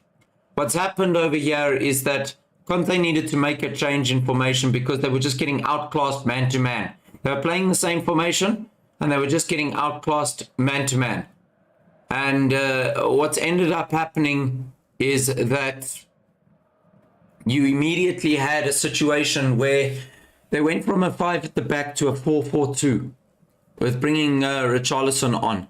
Ben Davies, and I was saying this about 15 minutes ago, Ben Davies needs to stop playing centre back. He needs to be playing at left back. That is the whole reason. They took off the left wing back and they put on a secondary striker. Now what's happened is Ben Davies is still attempting to play centre-back. I don't understand his thinking. Now this is player intelligence. He's playing as a left centre-back, still without a left-back. And what's happened is there's a mountain of space happening on the right-hand side of the pitch for Chelsea. And they've already exploited it twice without luck. So what happened is Tuchel saw this. He saw an opportunity. He brought Azpilicueta on. He moved Loftus-Cheek infield. He pushed Reece James up into the right wing-back position. Ball comes out to the side. What's happening? Ben Davies is sitting there playing striker, still holding the striker role, or holding the centre-back role, not realizing intelligently enough that he's supposed to be playing at the left-back, opens a space up for Reece James, and he just has an absolute tap-in. So it's just poor player intelligence and not being drilled enough, to be honest, over here. And what's ended up happening now is Conte has seen what's happening, and he's now folded that. He's now reverted back to a back five. He's brought on Perisic to play in the left wing back position, and he's brought on Evs Bissouma to sit in the midfield. So he's reverted back to his original starting, which was not good, to be honest. They were getting outplayed. Now that he's seen the change of how Chelsea have now changed, he's now trying to counteract that. So tactical masterclass to sit and watch over here, if you do enjoy that sort of thing about football. But it's just crazy how you can see what's going on, and it's so frustrating. I mean, if I was Conte, I would be so mad at Ben Davies because he's just not intelligent enough to realize the problem. But yeah, in all of this, Bentancur's gone off, Son has gone off, and now Conte has he's gone the opposite way. So you can see that Ben Davies is not playing well at left back. So he's brought on Perisic. He's now removed Emerson Royale. He's moved back into that 4-4-2 role, and he's now brought on little kick there on Conte. Yeah, a little bit of scruffy play over there, but we can see what's happened. Conte can see that Ben Davies just was not playing intelligently enough at left back, and he still wanted to play left centre back, and that's a problem. And what's ended up happening next is now he's basically brought on a left back so that Ben Davies doesn't have to deal with Reece James, and he's now taken off Emerson Royale to flip the 4-4-2 that way around. I see Conte's just pulled up here with what looks like a bit of a bad injury. It seems to be quite hamstring-like, to be honest with you. So Conte's night is over, and it looks like Pulisic is coming on, quite interestingly enough. Conte has been fantastic today. Fantastic. He's one of my man of the matches today, without a doubt. Him, Koulibaly, who else really?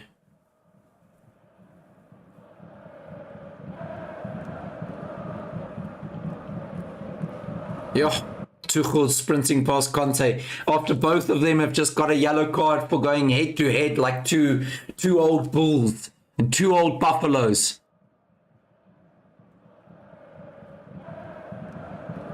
Unbelievable. Fantastic game, guys. Fantastic second half.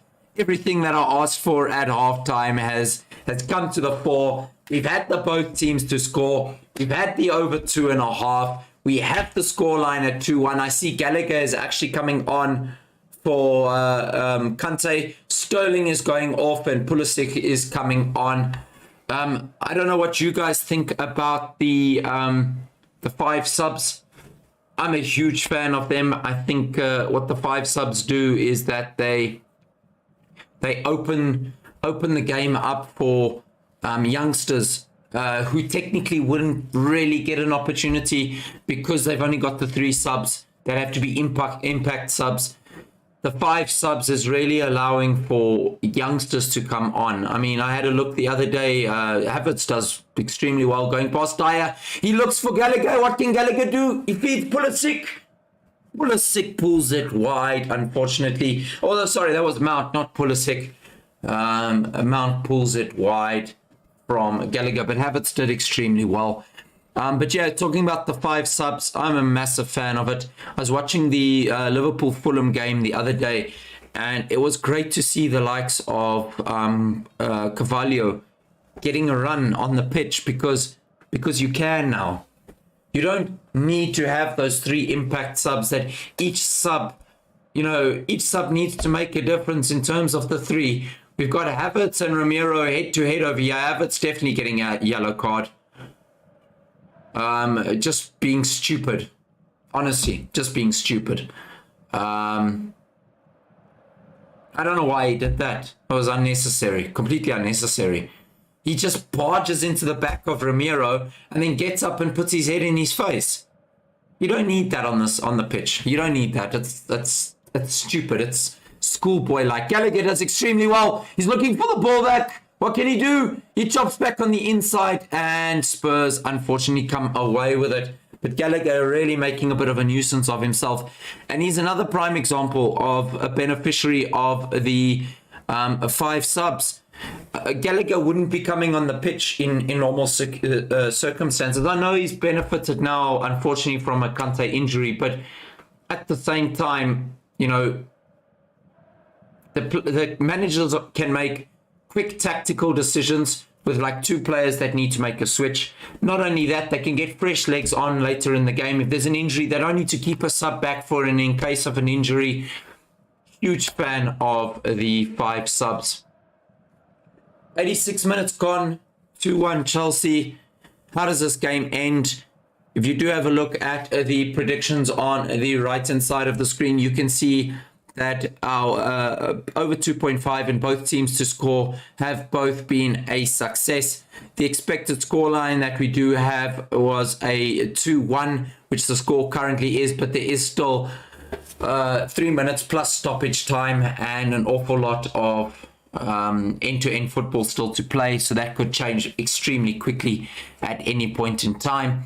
But so far so good for the Predict Heroes prediction. Brilliant stuff from the prediction engine. We do have Chelsea on attack here, and Ramiro does well and wipes the floor with, who is that? Is that Havertz?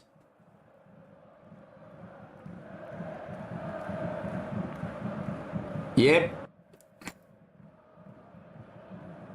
Ramiro on Havertz, and Havertz is to put it lightly, being a dick. To be really honest, he's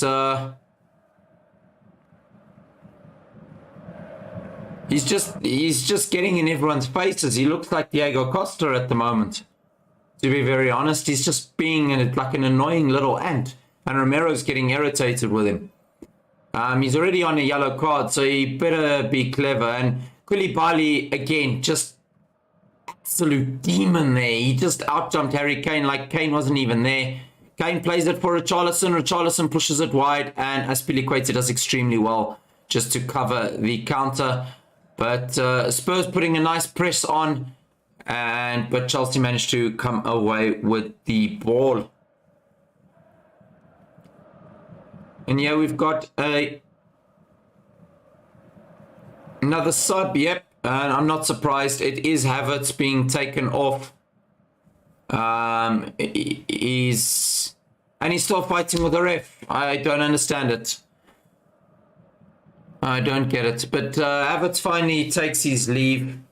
Doesn't end on a very good note for him. Just been a real pest on the field. And not in a good way. It's been an irritation, to be honest with you. And Brozier comes on. Surprisingly, Brozier has remained at Chelsea this season. I think he was fantastic at Southampton last season on loan. He's come back. He looks big. He looks mean. He looks lean. And I think, yeah, I think he's probably one of one of the few recognized proper strikers Chelsea have. Chelsea don't have any strikers. I think Brozier, you might find, have a bit more game time soon, especially if he starts scoring. I mean, he's not a Chelsea elite level striker by no means. I don't think he is, but Chelsea just don't have options up top, to be honest with you. None that are going to score you a lot of goals this season. So 6 minutes of extra time, guys. 6 minutes of extra time in this game. 6 minutes. Sure. Gallagher doing extremely well on Richarlison. Richarlison shouting at the referee. Yeah, ref is definitely letting plenty go in this game. Long ball over the top, attempting to find Perisic. Perisic up against Reece James. And Reece James does extremely well just to block it out. He's been really good tonight, Reece James. Yeah, he's got a yellow card. Yes, he pulled back Son. The one time that Son got away from him. But, I mean, he kept Son quiet the whole game. And that takes some doing. So, hats off to Reece James. I'm also going to ask a poll over here. We're just going to end this previous one. And we're going to do the man of the match. And I think definitely for me, Kante needs to be on there. Koulibaly needs to be on there. And I think Reece James needs to be on there. And then if you guys have any others that you want, let me know in the comments who you guys feel should be the man of the match. For me, my vote definitely goes to Kante.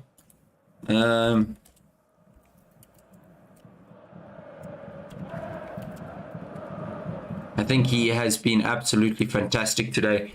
Kante and Koulibaly with a close second, I definitely think so. But Spurs just, I don't know, Spurs are just being Spurs. Let's just be real. Spurs are being Spurs. 92 minutes, 4 minutes left in this game of extra time. It's been a very exciting game. I've thoroughly enjoyed it.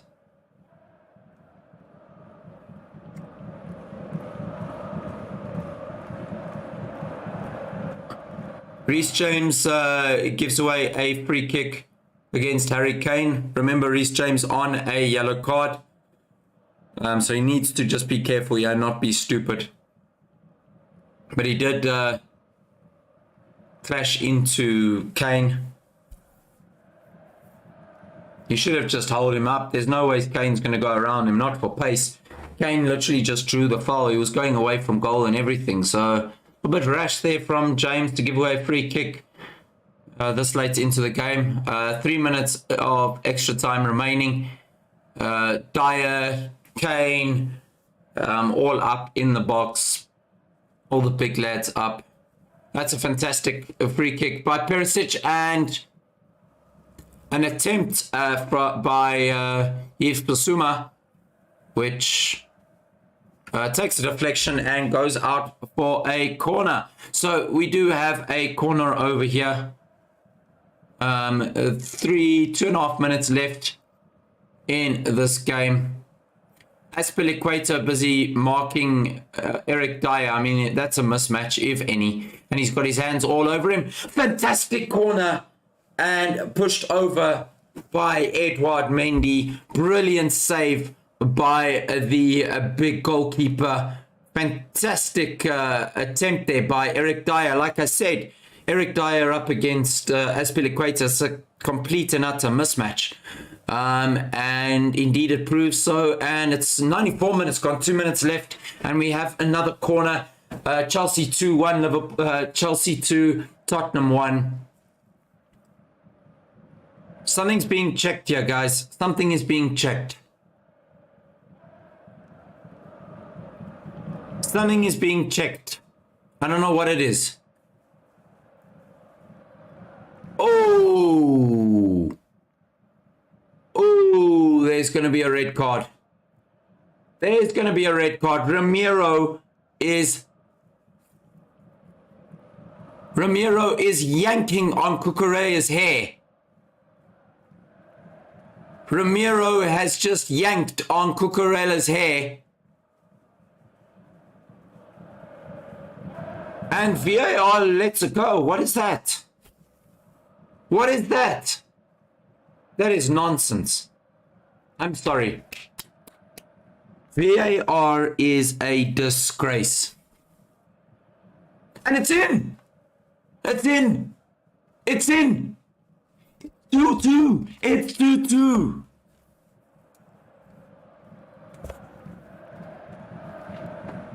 It is 2-2. Guys, I'm telling you now, VAR is a disgrace. It's a disgrace. I'm sorry. It is a disgrace. That should have been a sending off and a red card for Ramiro for pulling Cucurella's hair. VAR says, yeah, it's fine after we can clearly see what's happened over there.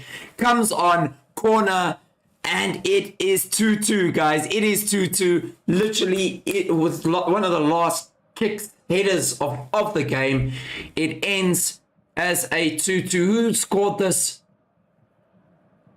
Richarlison, I think, makes it 2-2. No. I think it's Kane. I think it's Kane with the goal. It is. It's Kane with the goal, guys. It is 2-2. Kane with the goal.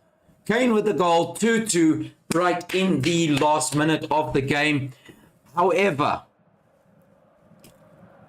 that should have been a red card for Ramiro and a sending off over there, a free kick for Chelsea. VAR got that wrong. Fact.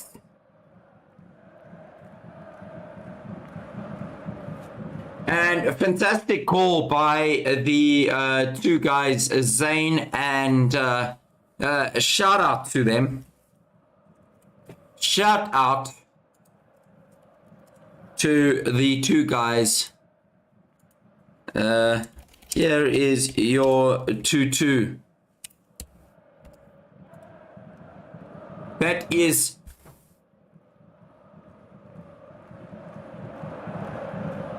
and there is fisticuffs again between the managers, guys. Fisticuffs against between the managers.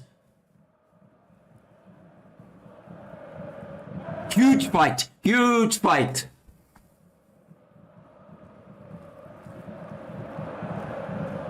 Huge fight between the managers there on the handshake, holding each other's hands head to head. Again, they are already yellow carded. Huge fight. Huge fight.